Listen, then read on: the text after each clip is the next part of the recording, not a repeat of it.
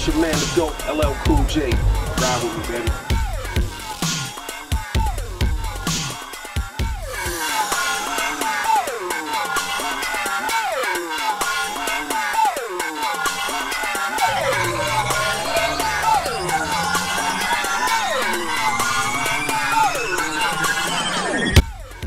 This is G.O.A.T, and we are here with someone who is legendary. Everyone knows his face. He's Grammy Award winner, Image Awards, Soul Train Music Awards, and he is the infamous Queen's original. It's bananas that we even have him here. It's crazy. We're excited. This is LL Cool J. What's up? Everything's good. You know, just having a good time and happy to be back in the neighborhood, you know, working on this project and embracing the community. And, you know, I think that so many times when, you know, people come from, you know, the urban inner city, you know, and become successful, they forget where they came from, you know. And with this album, I wanted to kind of reconnect, you know, with the people and kind of reintroduce myself to this generation and to the community and let them know that, you know, I'm from them and of them and repping for them. You know what I'm saying? I don't want people to see me as separate. Absolutely, absolutely. So we're here. We're right in the thick of things. What made you choose these locations? Because we were in the thick of things. Yeah, well, all of these locations are very original. You know, when we went to Flatbush, Brooklyn, you know, we were in that community because of MOVADO, and there's a heavy Jamaican and West Indian community in that area, so we wanted to represent that. Obviously, the Rock and Farmers is where, you know, I originally came from, and, you know, where I grew up, you know, beating on garbage cans and coming up with songs and lyrics and rhymes.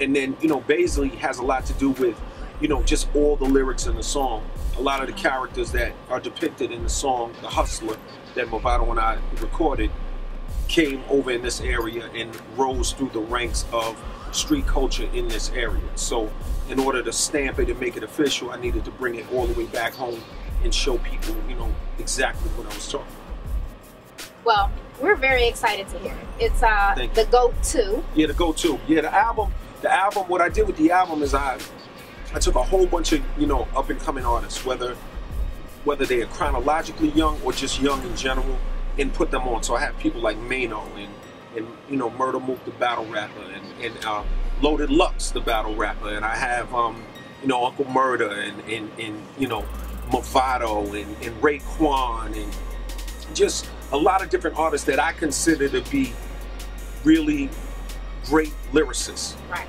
You know, I wanted to fill the album with guys that I felt could really bring it lyrically, you know, on a beat, you know, because I wanted to get back to the essence of beats and bars as opposed to just, you know, doing any old thing, you know, and I think that's what we accomplished. That's really great that at your level that you took the time to even think about doing that for some of these artists. So where do you think the music scene is right now? I think the music scene is fine. I think that, you know, there's an old saying, you know, if you don't like change, you like irrelevance even less.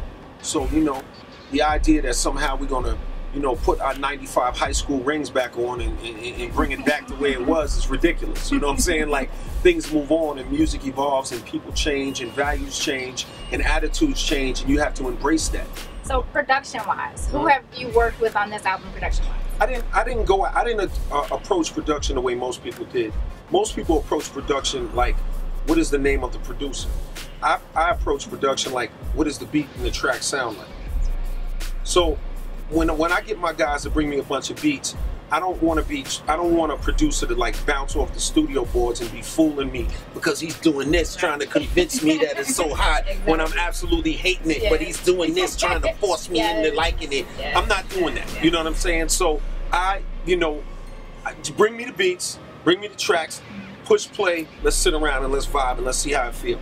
Then you can tell me who did it. It may be a superstar, it may be a little kid up the block in his broom. It doesn't matter to me. It's about the music.